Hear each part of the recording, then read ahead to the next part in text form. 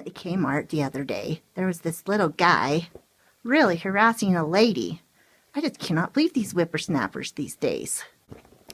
The doctor says sexual things to me all the time, but I feel like I can't talk to anybody or do anything about it because I feel like I'll lose my job.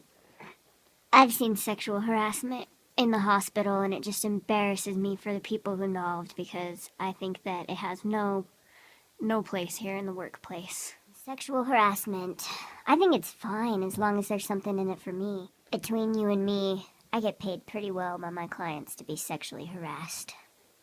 Sexual harassment. Good times.